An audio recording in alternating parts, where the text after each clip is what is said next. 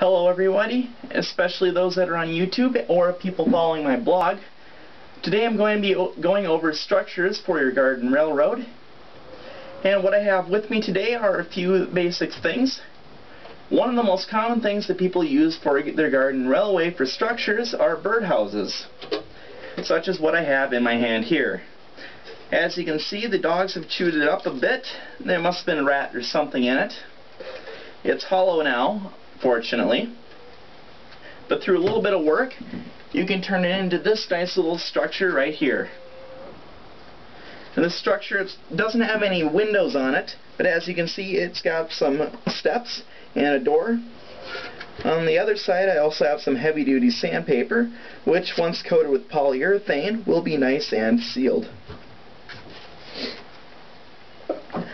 Another thing that people use for their structures are random objects.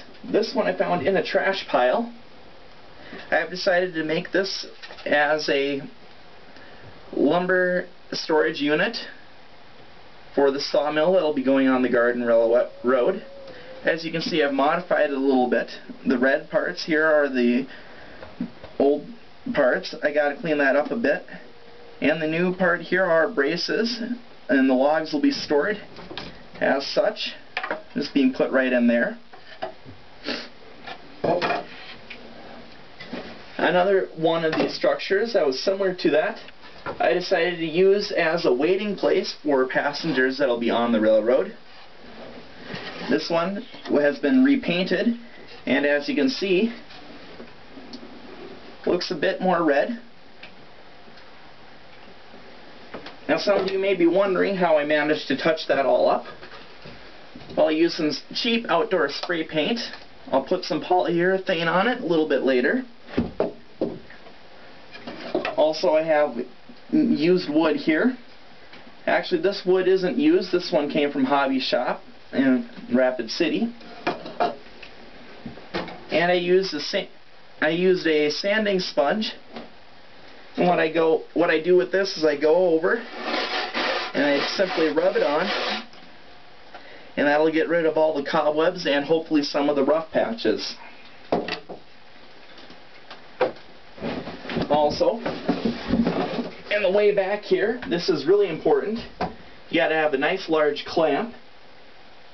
Next to the clamp you have a couple of saws so you can cut up the wood and measure it. Also, it does help to get a few of these little nails. These little nails are really useful for holding small pieces of wood together, as well as holding the top of the roof together, which, as you can see, is a bit broken up. And going back to that general store that I made out of the birdhouse, if you look really closely, you can see nails that were used to hold the sandpaper in place.